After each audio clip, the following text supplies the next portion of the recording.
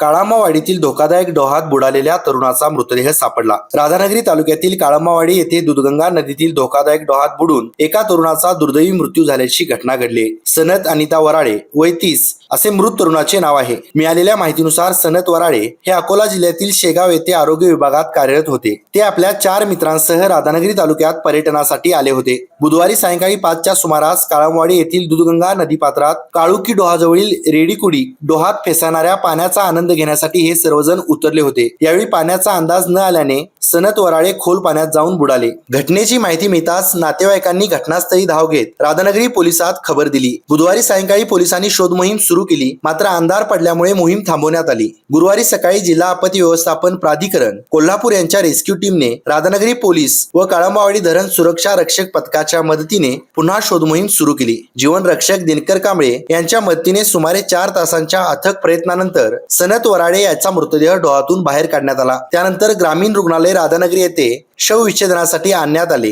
दरम्यान काळामावाडी येथील डोहात यापूर्वीही 10 पेक्षा अधिक जणांचा मृत्यू झाला आहे। प्रशासनाने धोक्याचे फलक लावून प्रवेशबंदी केली असली तरी पर्यटकांकडून त्याकडे दुर्लक्ष होत असल्याचे स्थानिक नागरिकांनी सांगितले। त्यामुळे या ठिकाणी कायमस्वरूपी सुरक्षा व्यवस्था उभारून पर्यटकांना कडक प्रवेशबंदी करावी अशी मागणी स्थानिकांकडून करण्यात येत आहे। केके न्यूज साठी राधानगरीहून मिलिंद कांबळे। नवीन Suzuki e Access electric scooter silent, smooth आणि स्टायलिश, आरामदायक सीट, डिजिटल फीचर्स आणि रोजच्या वापरासाठी परफेक्ट कम्फर्ट, एक चार्ज आणि शहरभर निश्चिंत राईड, कमी खर्च, शून्य प्रदूषण। आजच मोहिते सुझुकी कावळा नाका, मोहिते सुझुकी उद्यमनगर आणि मोहिते सुझुकी साने गुरुजी शोरूमला भेट द्या।